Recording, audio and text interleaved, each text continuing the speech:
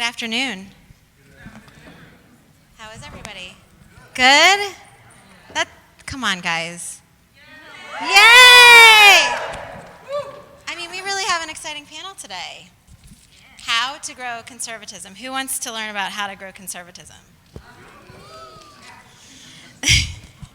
So the title of the panel is How to Grow Conservatism. As they say in politics, size matters. And clearly, our ability to win elections and succeed in the arena of ideas depends almost entirely on our ability to grow and expand our movement beyond its traditional boundaries. While growing the movement is a continuing focus of our effort and energy, we can take great pride that the strongest attribute of conservative thought is its uncanny ability to sell itself to almost any person of free conscience to listen. Conservatism can take root, grow, and thrive in seemingly inhospitable, unfertile soil, places where the odds are squarely against it. So today on this panel, we address ways to grow our movement through a panel discussion that includes several individuals who may have a unique and who do have a unique perspective on conservatism taking root despite odds. We hope this panel will help expand the discussion on ways we can better help our conservative ideals spread to others desperate for its message of hope and opportunity. I guess I should have said who I was. I'm Amy Frederick. Nice to meet you all. So for our introductions. Hailing from New York, we have Brandon Washington. You want to come join us, Brandon? He has served as president of the Brooklyn Young Republican Club since June of 2015. Brandon is also the online publisher of the Conservative Global Community News and studies political science at Wagner College. Brandon currently serves in the U.S. Army Reserves and aspires to run for office in the not-too-distant future. Give him a round of applause. Amanda Owens. Amanda is the voice and inspiration behind the Future Female Leaders, FFL, which started as Future First Ladies. Through her activities on social media, Amanda helped spark a growing wave of young, educated, and professional women to speak out for their conservative beliefs and values, as well as to help grow conservatism through clever and innovative communications tactics. She also marketed a unique product line of conservative-themed items she created and sold herself. Thanks for joining us, Amanda. Okay, Amanda clearly has a fan club with maybe her designer stuff in the front row. Is that yours? I think we should stand up, show your... I love it! That's awesome! Can I get one? Okay, great. Last but not least, Andrea Rivera founded the largest West Coast conservative social club for young professionals, the 450-member Latitude in Santa Monica, California. Andrea discovered that in liberal bastions like Santa Monica, conservatives crave a social network where they can share their thoughts and beliefs in a welcoming environment with like-minded companions. Originally from Mexico, Andrea enjoys sharing the secrets she learned to inspiring political action, even in seemingly unfriendly liberal towns and cities. Andrea, come join us.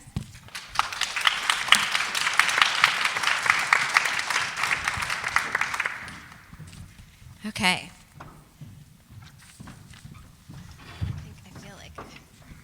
I just want to start out by asking everyone the same question.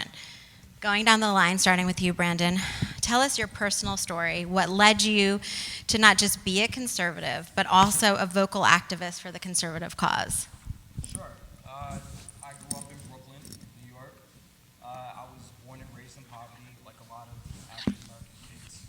My mother, I was raised by a single mom, and I watched the struggle. Oh, the microphone. Thanks. Redo. Yeah. Right. So I was born and raised in Brooklyn. I grew up in poverty, like a lot of black kids. You know, I attended public schools. I come from a heavily Democratic family. My mom, even though she's a far leftist, like when I say that this woman is like liberal, like she is the epitome of liberalism, she always taught me the value of hard work, self-reliance, individualism. Never use your race or your class as an excuse to stay in mediocrity. And I kind of learned that the hard way because I was kicked out the house when I was 13. So I really had to learn how to stand on my own 2 feet. As I got older and I got more involved in politics, I had to figure out where did my ideology align with when it comes down to partisanship. Did I want to become a Republican or a Democrat? And, I went back to the principles that my mother taught me. And that's how I ended up becoming a conservative. And right now, I'm the president of the Brooklyn Young Republican Club, and we're fighting to bring conservatism back to Brooklyn. And it's definitely been an uphill battle. It hasn't been easy. But since I took over, we definitely been diversifying. We've had a lot more kids, millennials, college students, come in. People from all different ethnicities, black, white, Asian, people from all over the world. We have people coming in as far away from India, to hear what we have to say. And I think that it's definitely a great movement. It's something that's going to take place. It's something that's happening gradually. But, yeah, we're basically on the move, and we're spreading conservatism. That's great. Thanks. Yep. Amanda? Well, I've always been in love with American history. My political journey really didn't start until my college years. I was raised in kind of, I guess you could say, a nerd household. We had very stimulating conversations around the dinner table about Hold on current one events. second. Your dad's here, so can he stand up, Sorry, please? Dad. Sorry, Dad, Mom. Dad, Mom, give a wave. Is she talking about you? Okay. Absolutely. Okay. I don't see your dad as a nerd, but okay, go ahead. I've spent some time with him in the green room. Don't He's tell really him fun. that. Okay. So we had very stimulating conversations around the dinner table, about current events, American presidents, all across the board. And so I went to college, and I soon realized that not everyone had those kind of discussions around the dinner table, and not everyone was raised with the principles that my family had instilled in me, which was hard work, personal responsibility, and accountability, and being the best that you can be. My parents always told me I could be absolutely anything I wanted to be. So I got on college campuses, and I was like, wait, what's up?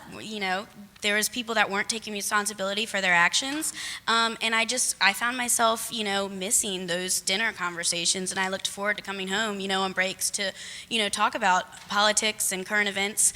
So that kind of, ignited my interest in taking, a stance in politics. So I was thinking, how can I, get my opinion out there? And I was still scared. I was in college, and I was scared to lose all my Facebook friends because that was, the drama of the day.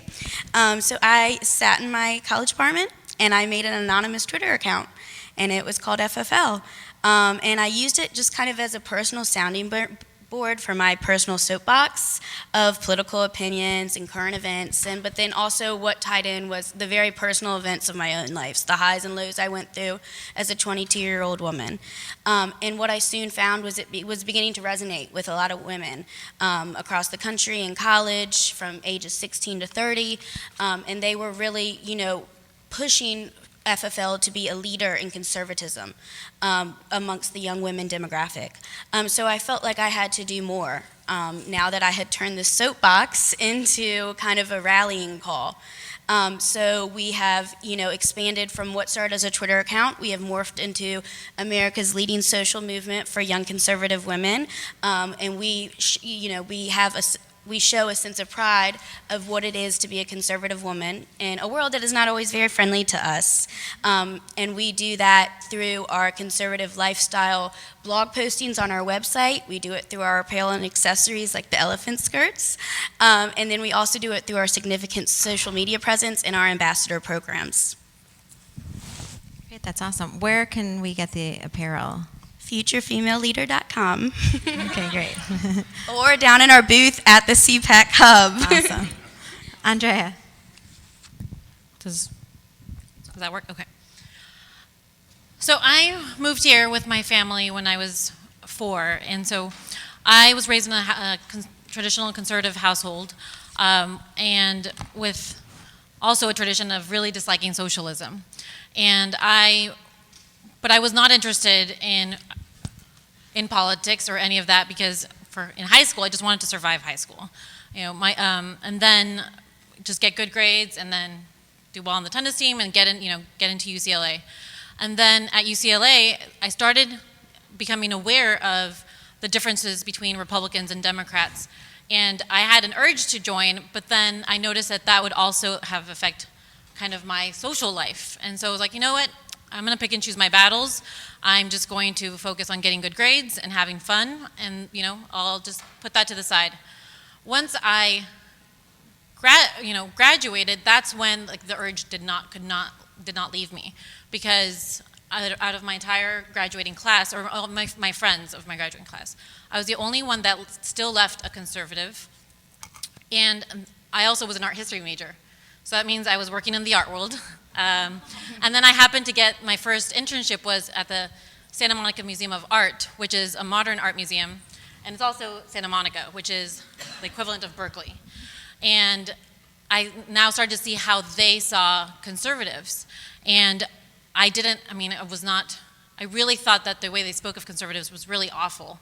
And that's why I was like, I need to start seeking out other people that think like me, because a part of my personality was actually shutting down because I couldn't share that side of me. A lot of my friendships had become more surface level. And that's fine, because we all have different types of friends and different levels, but I didn't have anyone that shared my core beliefs. And so I decided then in 2008 is when I decided to start seeking out others. And I looked up Republican clubs in Los Angeles, and actually I looked up young Republican clubs in Los Angeles. I couldn't find anything. I actually had to drive 2 hours to Long Beach. It's not that far away from LA, but in traffic it's 2 hours. And that club had 4 people there, and within 2 months it dissolved. So I was completely discouraged. I was like, okay, where am I I can't be in a city of 10 million people, I can't be the only person who's 24 and who is a conservative. So then I started looking for the other Republican clubs in town, and I started going, and of course, a lot of the people there, I loved it, but they were as old as my grandparents. And I was like, okay, how is this possible? But I was like, I still needed the outlet, so I kept going. I was like, I'm gonna adopt these people as my grandparents. I'm gonna make the most of my 1 month, they had one meeting a month at a Denny's. And then that's how a lot of these clubs are. Denny's are, a home base for a lot of groups. And I would see, once in a while, I'd see one young person come, but they'd sit on the opposite side of the room, and the meetings would last until 10:30 at night, and then everyone was rushing home. So that's when the idea came to me. I was like, okay, I'm gonna try to start a group, and that could be a success or a complete failure. And just see, because I just wanted to meet a few other people that were like-minded so that I had some conservative friends. So in January of 2009, when our president was inaugurated, after that, I was like, that's the perfect time. I will, launch this. And there was 3 people at there was 3 of us at our first meeting. And 7 years later, they're still with me today on my leadership. We laid out our vision, the principles that day, and that's still been our guiding compass for the last 7 years. And since then, we've now grown to 400 members. And this is in LA, which is a hugely liberal city. So that's kind of what led me to become an activist. But it was really almost a feeling of oppression that I had after graduating college, because you couldn't talk, you'd risk your job or at least your reputation at work. And so I think when you're pushed to that moment, that's when you have to seek others, because it's one of these things, it's for your own survival. So that's really what led me now to become, and now I live and breathe this.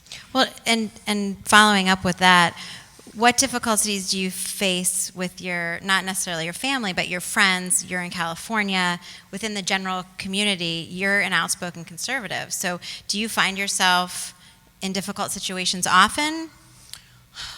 I pick and choose my battles. At work, I do not discuss politics because I'm aware that it could affect my job.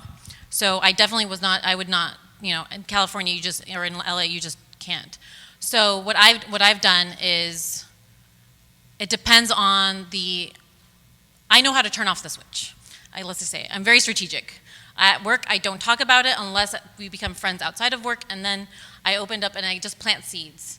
And when people start learning, the side of me, what I do is first of all, I kill them with kindness. And then I ask them, if we do open up that gate where we're talking about politics, I ask them questions about their beliefs and to get clarity, and then I just offer a different viewpoint.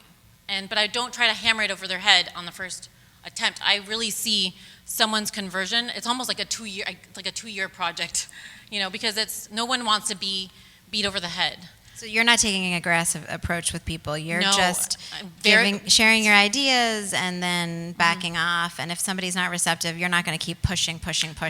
No, exactly. I mean, it's much more effective for me to motivate the people that are conservatives but just they're not active, and there's plenty of them. Like, we are a minority in this room and within the conservative world.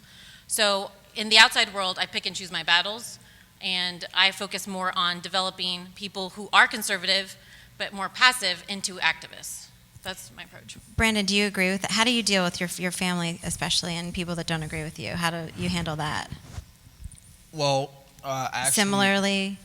Yeah, so to speak. But I definitely agree with Andrea that you have to be very smart. Just put it up. Okay, is this better? Yeah. So you definitely have to be very smart about the topics that you discuss, especially if it's regarding social issues. When it comes down to my family and my friends, I'm a Republican, and I'm a proud Republican. Like, I'm very aggressive when it comes down to my political beliefs. But what I like to do is I always try to keep an open mind, because I realize the majority of my people, particularly within the black community, they tend to lean Democrat. So, I ask them questions. I'm like, well, what is it? Why do you vote Democrat? What are the things that you support? And most millennials will say, well, when I graduate college, I want to make 6 figures. I'm like, okay, well, you want to make 6 figures. That's a great thing. So let's say you do make that income bracket. Do you want the government excessively taxing you, especially if you worked hard for it? And they'll say no. And I'm like, well, let's talk about small businesses. How do you feel about entrepreneurship? And people say, well, capitalism, it forces greed and, and so forth. So now I'll probably ask them a question like, when was the last time you sold a book on eBay? Because a lot of us college students, we do that. And they'll say, well, I did it just last week. I'm like, well, congratulations, you're participating in the free market system. And basically what I always tell my people is we need to be very, very intelligent of how we approach everyday kids. We need to pull out their interests, and we need to make sure that their interests match our interests. And we need to show them that, hey, listen, deep down inside, you may just very well have conservative principles. You just don't know it yet. So I don't approach people as, hey, I'm the black Republican. I don't usually do that. I don't go on college campuses with suits and ties and stuff. I wear, jeans and a hoodie and Chucks. I do too. I'm sorry? I do too. Yeah. I get jeans and a hoodie. Yeah, because people, especially millennials, they have to be able to relate to us. If you're not relatable, you can have the best policies and the best ideas in the world, but if you don't know how to market and brand them to everyday people, they're not going to care, and they're not going to give you the time of day.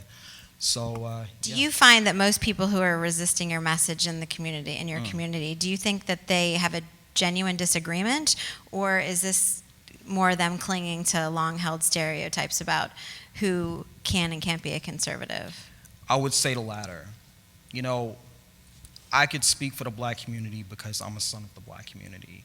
For the past 50 years since LBJ's war on poverty, most blacks, we've leaned towards the left. And, when I ask people, well, why do you vote the way you do? Why do you support the candidates that you do? They'll say, well, my mother supports them, my dad supports them. It's just been that way. It's just a generational thing. So that's why I always try to focus more on the issues rather than, the policies itself. Thanks. Yep. Amanda, you were anonymous at one point, and now you're not. Mm-hmm. So how does that go? Well, I've gotten more confident, and it gave me the platform to kind of build my ideas and my opinions to a point where I felt very confident about it. And so now I'm not afraid to speak out, and I want to be an advocate to speak out, because I don't want every girl to have to make an anonymous Twitter account just to share her political opinions. And how do you push back? Do you push back on people, or are you more of a laid back? You don't seem to me like one that would be super laid back. You seem more like me in your face. You don't Well- agree with me? Well, Why not? Right. Well, surprisingly, like on social media, everyone thinks they're a keyboard warrior when they're behind a computer screen. So I think all the girls in the front row can vouch for me. We get a lot of comments, a lot of negative comments said about us, and I think that's something that a lot of young conservative females battle is the stereotypes. I'm told because I'm a female conservative that I hate myself. I'm told that because I'm a young conservative, I adopted my parents' views. I'm told because I'm a conservative, I'm heartless. And let me be crystal clear. One, I don't think there's anything more empowering than not needing the government to succeed and being informed and involved in the political process and thinking for yourself. Two, I think that being involved in any level politically at a young age is something to be proud of and praised. And three, I don't think that conservatives are heartless. We provide Americans the best version to achieve their own version of the American dream with our policies, and I truly do believe that. And so, combating those stereotypes can be difficult, as they are, for my organization. So I usually don't combat attacks that are name calling, because 98% of them are just name calling. You can't reason with them. They're beyond belief. But I will, be open to sharing my ideas and having a productive discussion. Because the more you learn about the other side, the more informed you can be in your own political opinions. Great. Andrea, what do you, from your vantage point, what do you think the potential is for expanding the conservative movement within your community? I really think it's limitless. I mean, in LA alone, and there's room for 5 more of my groups, because it's so big, and that right now I have people coming from opposite spectrums of the city, from Pasadena to even to Santa Monica, which I don't know who's been to LA, but these are opposite. They're really like at least an hour apart, and then traffic gets more. And then I've got people from Manhattan Beach, so it's just these pockets that are really about almost 2 hours apart from each other. So alone, I feel that there's more people I can reach within my own city. But I also feel like there's this model that we've created can be replicated in all cities across the country, in all the major cities. And that's actually what we're working on, because right now we're going to launch our first chapter, which is going to be in North Carolina. One of my members from my group, she moved there, and so she's going to spearhead it over there. There's been about 10 people, or 10 to 15 people from my group that have moved to other cities, and I stay in touch with them because we're friends. And I ask them, so what, once they settle in, they've got their job, I was like, are you getting involved? And across the board, I've heard the answer is no. That's when I realized that there's a huge need that needs to be met out there. And unfortunately, there's a underserved population that the GOP is not reaching. And that's actually, I believe it's 2 generations. It's the 20s and the 30-year-olds and the 40 and the 50-year-olds. And my focus is the 20 and the 30-year-olds. But I feel like right now it just comes down to manpower and support, because I feel like it's really limitless. This is such a simple model that can be replicated anywhere. Following up on that, 3 things that conservatism needs to do better to grow and thrive? And that's a question for all of you. 3 things that you think we can do better. I think for sure, one of them is that the GOP needs to reach out to those 2 demographics that I just mentioned that are underserved. They need to reach out to the young professionals. People are really involved in college, and it's also it's also because of the logistics of college. You're very close to your friends. It's a lot easier in that hub. And there's a huge gap between that and then people up to when they're in their 60s, when their kids are grown up, maybe some of them are retired. There's 40 years that are not being reached out to. So the GOP needs to come up with, amongst many other groups that they need to reach out to, those groups need to be reached out to definitely. Amanda? I would say to be better communicators and marketers. The GOP has had a hard time, relating with a lot of young voters, minority voters, women voters. And Barack Obama, won all three of those groups by huge margins.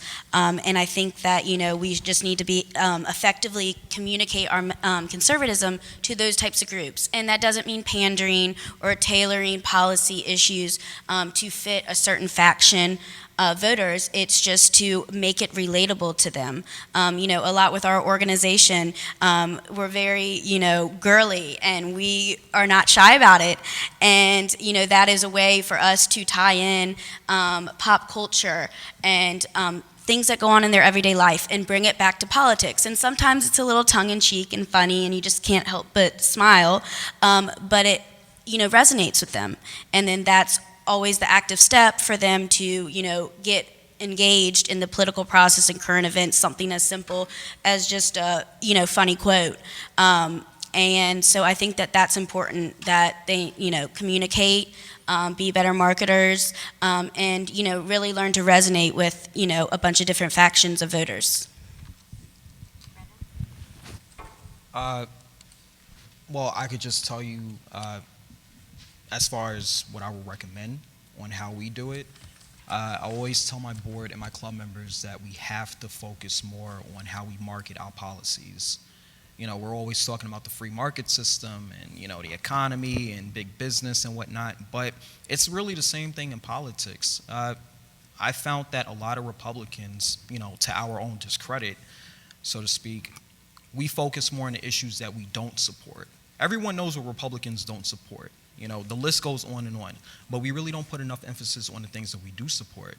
And I think that we have a lot of great ideas, everything from school choice. I mean, parents, they want to know, where am I going to send my kids? Why should the government or the state force parents to send their kids to, let's say, a public school in their neighborhood? That's great if you live in an affluent neighborhood, but what happens if you grow up poor and the public school systems in your local community is failing? The free market system. It doesn't just benefit entrepreneurs, it benefits the consumers because it's competition, and it also creates jobs, which could be a really, really great tool in uplifting people out of poverty. And, it's interesting, not to go off, it's a foreign policy or anything, but, I was doing some research, and it's interesting. Over the past, let's say, 30 to 40 years, since the 1970s and 60s, over 2 billion people all over the world have been lifted out of poverty. And it wasn't because of the United Nations. It wasn't because of no foreign aid that the U.S. provided, which most of that foreign aid go into the pockets of, diplomats and world leaders all over the globe. But it was because of free enterprise. It was because of trade. I think that we can definitely spread our message if we focus on the issues that really matter to people. That's great. Do you think our leaders are out of touch? And yes or no? And what can they do to help promote our cause? I think we're missing something there. Who wants to take that first? I can jump in. Okay. I have a lot to say on this subject. Right, what I said in the past question, it's really just resonating in relatability. I don't know, what's his name? Alan from The Hangover. Do y'all know him, the actor? He has a podcast, and he had Barack Obama on, and that is a very untraditional media outlet. And he had him on to do an interview about healthcare to help. He had a audience of young voters that they needed to help, do this system that he wanted to implement. And so he went on this radio interview and talked about, poked fun at himself. Barack Obama, made jokes on himself, was just joking around, was very relatable. And then about halfway through, he got into talking about healthcare and how everyone needs to sign up for Obamacare. And while I am not a supporter of Obamacare, I think that marketing was genius. In that sign-up period, that radio interview link was the top referral to healthcare.gov. And that is converting, someone with Alan from The Hangover. Someone as crazy as that. And he was just reaching so many politically apathetic voters that just didn't care, and he interested them, and he reached those groups. And I think that we have a huge opportunity within the GOP and the conservative movement to be more relatable. I know last spring, Mitt Romney was on The Tonight Show, and it was past my bedtime, but I caught it on YouTube the next day, and I was blown away. I was like, who is this Mitt? This is crazy. I love this man. He is so relatable right now. This is crazy. I was laughing, and I was like, where was this on the 2012? People painted him out of touch, didn't connect with people, didn't resonate.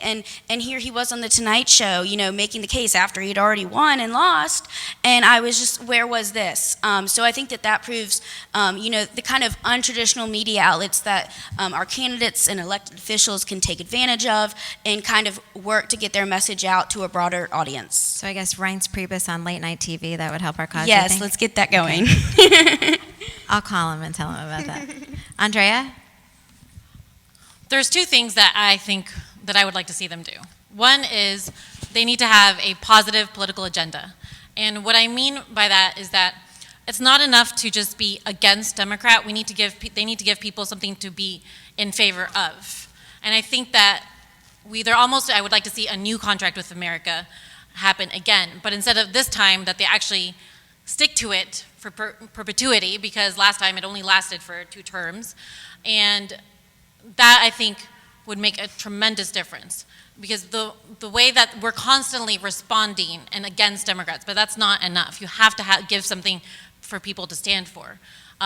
When the contract with America happened, you had people that even in the South, there are Republicans in the South, that's not what I'm saying, but there are people that actually now, because the Republicans actually stood in favor of something, they actually were now voting for Republicans in a way that they had never been done before.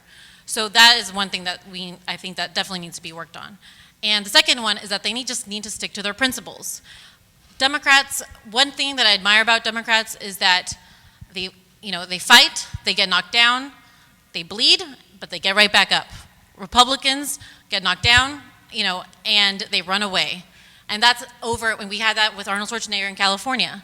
He started off, it seemed like he was starting off on the right foot, and then as soon as he was trying to get rid of a lot of the unions, as soon as the left started attacking him and the policies, he just gave in and he became one of them. So, and this is over and over across the country with a lot of our, Republican officials. So if they just did those 2 simple things, it would be landslides. This is so simple that we could actually, we would start winning elections again. I really do believe that from the local elections to the national elections. Brandon? I would definitely say yes. Republicans are out of touch? Yes, seriously. And the reason why I say that is because, like I said, I like to focus my attention more on the youth. And I think this is a big common misconception that a lot of people have, that young people don't care about politics. Kids care about politics. Politics, it affects everything from the clothes we wear to the food we eat to the amount of taxes that we pay.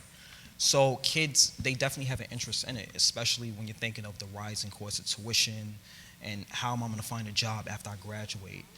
So, but what I found with Republicans is that you have a lot of narcissists, within the Republican Party, and the question is always, how do we win elections? How do we win? How do we get these endorsements? Who's going to back us? I think that we've been so focused on the establishment and, trying to win elections that we've forgotten how to win the hearts and minds of everyday people. People, though they may care about political issues, they don't really care about your political issues or my political issues. They don't care about how we're going to get elected. That doesn't concern them. They want to know, where am I going to send my kids to school? How many taxes do I have to pay? Can I get home from work on time to exactly. have dinner with my family? Stuff like that. So you. We definitely need to make the people's interest our interest. Great. I think we end at 5, but I wanted to see if anybody in the audience might have a question for our panel. Of course. Can you stand up? I was wondering how we should be reaching out to minorities, because everything we're doing is seen as like pandering and giving them what they want,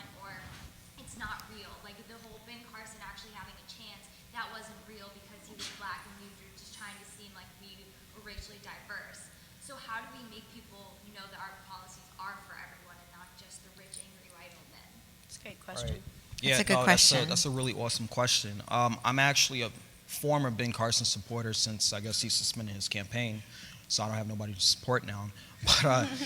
But you know, that's a really good question. I think the issue with my people, particularly African Americans, is that you're not just dealing with people who, let's say, 10% of our population are unemployed and 40% are living in poverty. You know, it's more than just about economics. It's also about our history. You know, with blacks, we tend to focus more on race and, you know, discrimination and things of that nature. What I would suggest to Republicans is, one, you need to get candidates that best reflect minority communities. You know, not just blacks, but with Latinos. You know, it'll be very hard for me to go into a Latino community and talk about, you know, immigration because I'm not an immigrant. You know, I never been through the process. I have immigrant friends, but I never been through it. And vice versa, it'll be hard for, let's say, you know, a white person or a Latino to go into the black community and address their issues. I think that But I'm going to jump in there. But I think that it is important, no matter what the color of your skin, Right. as a candidate, that you don't shy away. My husband was in the state house in Virginia in a 65% Obama district. He won as a conservative Republican, Latino, but heavy African American community. Right. And so what did we do? We went to church every Sunday. We worshiped with the community. We went to their picnics. We went to their birthday parties. And so no matter what the color of your skin is, I think we can all agree that we can relate. Right. And talk about things that will unite us and not divide us. And issues in that community are family values, largely, worshiping. That's important to them. Right. And they're a lot of African Americans are pro-life as well. Right. So I think we just need to, you know, not necessarily need to have a candidate that's black in a black community or Latino. I think we need to have more diversity, but people that are non-black, non-Hispanic can still run in those communities. You just can't show up thinking you're going to get votes. Right. But go into their community. Go to them with your message. And I think that that's important too. Right. No, I agree. And I'm not advocating for, you know, just having strictly Latinos reach out to Latinos and blacks reach out to blacks. But basically my point is, you know, we really need to focus on their issues. And we need to remind them the history between, you know, minorities and the Republican Party. You know, our party was founded predominantly by abolitionists. Right. You know, it was 80% of congressional Republicans that voted and legislated the Civil Rights Act of '64. Now, Lyndon Johnson took, you know, responsibility for it because he signed it into law, and it was very politically shrewd of him. But, you know, the Republican Party has a very rich history with minorities, and I think that we have the solutions. And one more thing I would like to add to that is we can't just focus on, let's say,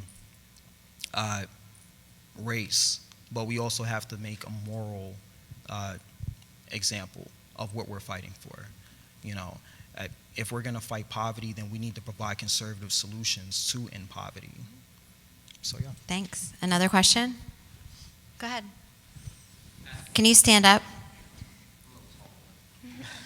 At the millennial panel earlier, one of the things that they did was they just brought a bunch of millennials and had them all talk about how they were brought into conservatism, how they brought in conservative movement. And one of the things they talked about was how you need to reach out to a millennial as an individual, not as a part of a group, not as a black community, Latino community, a woman, or what have you, but as a person. Do you guys agree with that? And if so, why? Andrea? Wait, so just to make sure I understood correctly, so that we should reach out to millennials specifically, individually. That if you're going to reach out to the millennials, as it were, that you should reach out to each person as an individual and their individual issues and the things they individually care about, rather than, oh, well, your group cares about this or your race cares about Then a monolithic, everybody agrees because we're monolithic. That's I mean, what. I think absolutely. It ties right into the previous question. I think that you should always try to understand. Like, there's one of my favorite books, which is The 7 Habits of Highly Effective People. The third habit that Stephen Covey teaches is seek first to understand, then to be understood. And I think that definitely applies. I mean, you can't, if something is not a priority to someone and you're talking to them about it, the wall is going to be up. I mean, salespeople know this really well. You have to understand who you're talking to. So, and I think that the best way to reach people actually is on the one-on-one level.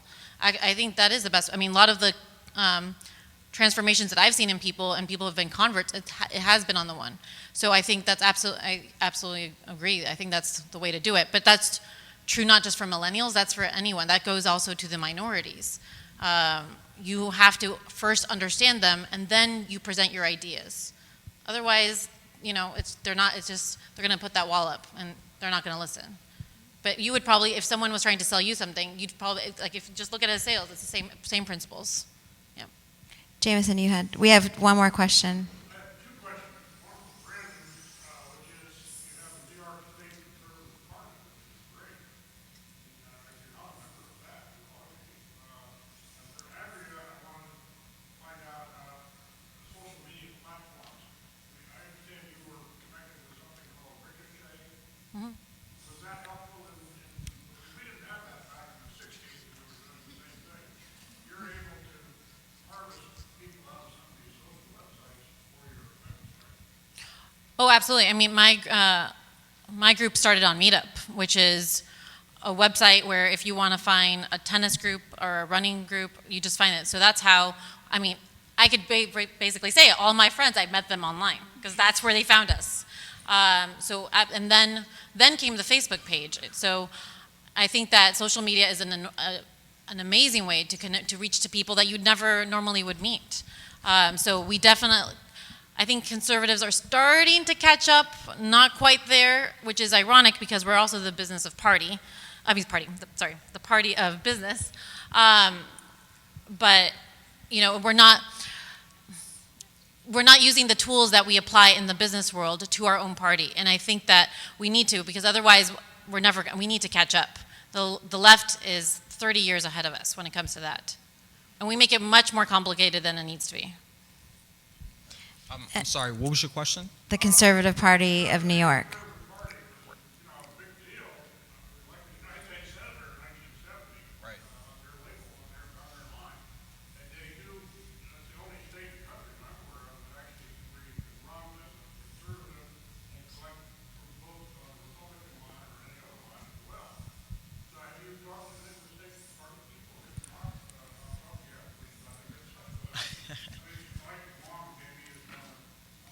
Right. Mike Long's a friend. Yeah. Do you know Mike? Yes. He's So a this really is good the guy. great thing about these panels is that you can network after, and which is awesome. So I think if all of us get to know each other, and I'm sure we have a lot of people in common, we can definitely continue this discussion. Jameson is a great resource, so I would connect with him, and Mike's a great resource too.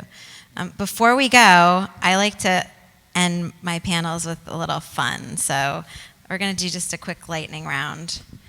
I'm going to go down the line, okay? Are you these are really hard questions. I did not give the questions to the panel beforehand, so they are going to be totally shocked by these. And they're really, really hard. Who wants to start? I'll go. Okay. Brandon, what is something you never leave the house without? My cell phone. Cell phone. Cell phone and highlighter came to mind. Wow, okay. Who is the person, we'll start with Andrea, who's the person you admire the most and why? My parents. Why? They worked 7 days a week for the last 25 years so that we could live in, when we moved to the U.S., we lived in a certain part of San Diego, but then eventually as my parents became familiar with San Diego and schools and all of that, they worked really hard to get us move to a better neighborhood in San Diego. And to this day, I mean, they run it's a transportation company with Lincoln Town Cars. This is pre-Uber, because they've been doing this since I was in the 5th grade. And they, they also, they don't just own it, they also do the driving. So they wake up at 4 in the morning Wow. to midnight sometimes. And Inspiring. for 25 years. Yeah, So, that's awesome. but because of that, my sister and I have the opportunities that we have. That's great. Amanda? My dad, but I love you too, Mom. Man, everybody's I'm not talking even about going to go parents. there with that. My mom. And the reason being is it definitely ties into my philosophy and my outlook on life. Like I said before, I alluded to the fact that she is a leftist, but the principles that she instilled in me, it really got me to where I am today. You know, and I definitely have to give her credit for it. Bowling with any president living or dead. Amanda, who would it be? Calvin Coolidge. Brandon? Teddy Roosevelt. Andrea, bowling with any president, dead or alive, who would it be? I'm going to say Reagan because he was inaugurated the year I was born, so it's a good year. Amanda, what's a secret talent no one knows about? Oh, gosh.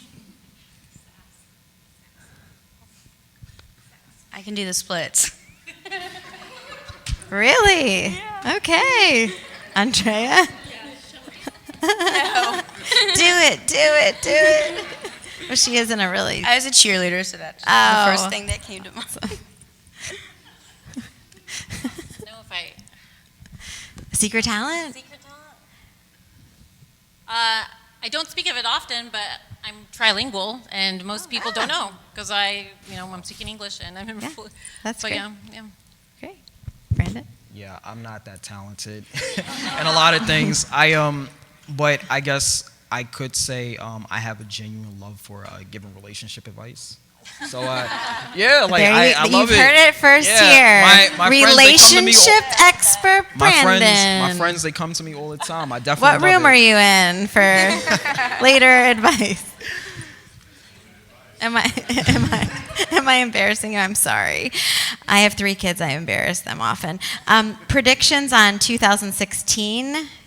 Who wins the nomination for us, and who wins the general? Brandon? Unfortunately, Trump. From the way things go. I mean, I know polls, they fluctuate, but it's going to be Trump. Okay. If he wins the nomination, we're going to lose to Hillary. Okay. In my opinion. Amanda? I think with the momentum of Trump and his performance on Super Tuesday, I think Trump's going to be the nominee. I do think Hillary Clinton will be the Democratic nominee.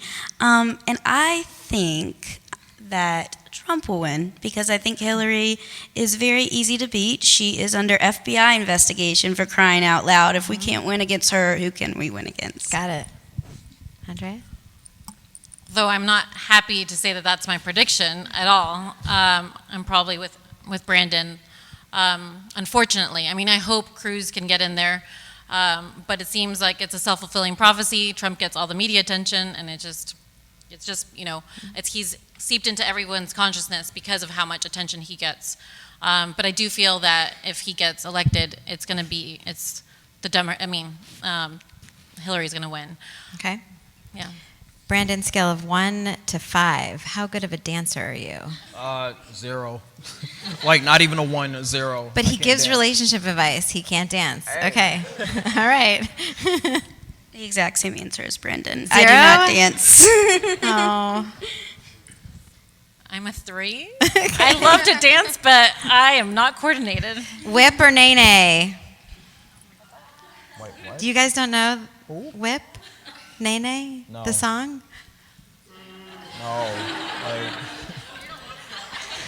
You don't know the song? I can't listen Does to anybody something have I the can't song on their dance cell to. phone? No, I do not. I do not.